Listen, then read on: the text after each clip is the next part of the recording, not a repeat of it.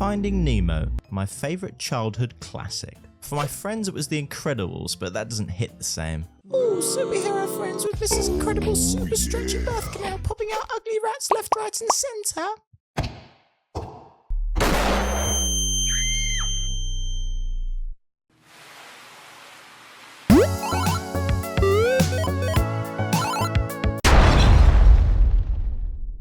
Anyway, Finding Nemo is an airtight masterpiece that can only be enjoyed by everyone considering the journey of the movie. Listen here, the main story of a father getting to grips with his son growing up and entering the big dangerous blue world. I understand why Marlin has PTSD about this, as his wife baited out his unborn kids so that the big beastie barracuda could get a couple spawn kills. Oh my, that must be enough for a nuke at least. Tactical nuke incoming!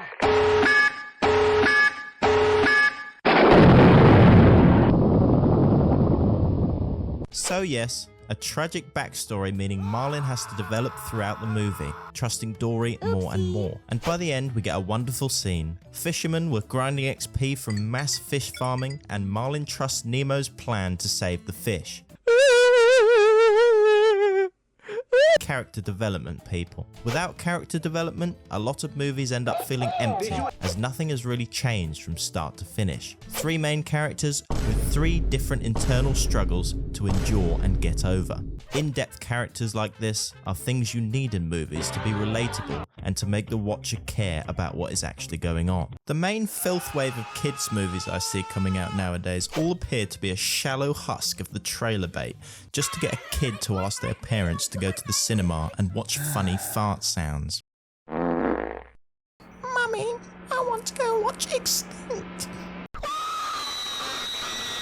All of this development feels natural and not too cliched too. The whole reason this adventure started was because Nemo was trying to prove to others the opposite of what he was insecure about inside. The fact that he is a filthy little coward.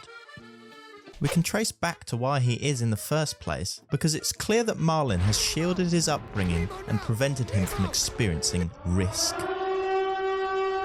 That's good parental advice too for the depressed parents taking their kids to the movie. If you shield your kid from all potential conflict, they are going to grow up to be a petrified and emotionally spoiled coward that is unprepared for adult life.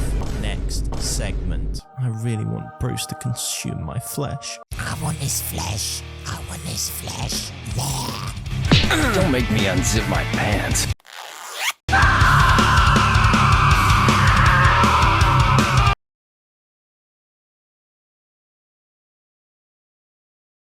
Don't even ask. Bruce and his merry band of sharks represent how vegans are stupid. Let's skip all of the metaphors that show the watcher quite literally how being addicted to drugs can mess up your life in explosive ways. First off, a shark cannot survive without eating meat, showing that their resolve for veganism is flawed, resulting in their slow and agonizing death. Well, I say slow.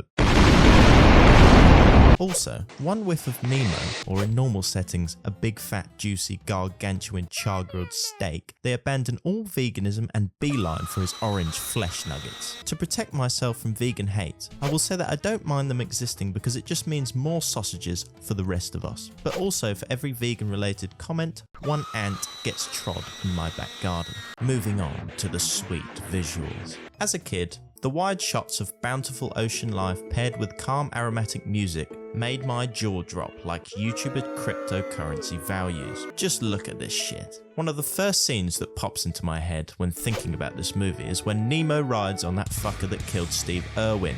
I will find you.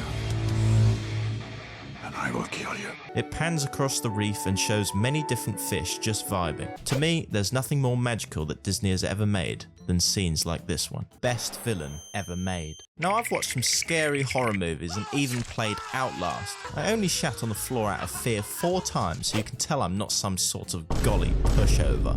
None of these worthless experiences in comparison can live up to the sheer unbridled terror I felt when Darla comes on screen. This little ginger demon, who may or may not look like I'm Alex, is a merciless mass killer with a taste for violence. She sees a fish, she wants it dead.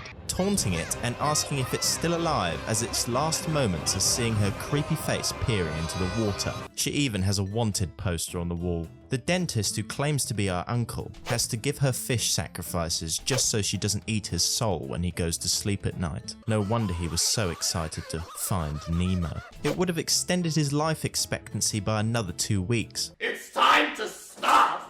Those other fish in that tank are on death row and they know it. Voice acting. Absolutely iconic. Ellen was so intertwined with her character Dory that she forgot to treat her employees like human beings. The dedication is admirable. But seriously, the voice acting in this film is great for every character. All actors were extremely charismatic and sounded like they were actually putting passion and effort into what most of them would usually see as just another kids movie. Thank you for watching. This video is sponsored by the subscribe button. For a limited time only, it's going for free, and all you have to do is scroll down and tap it. See ya!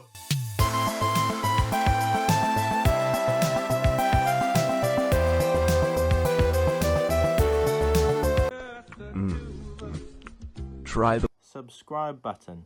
darling. They're dashing.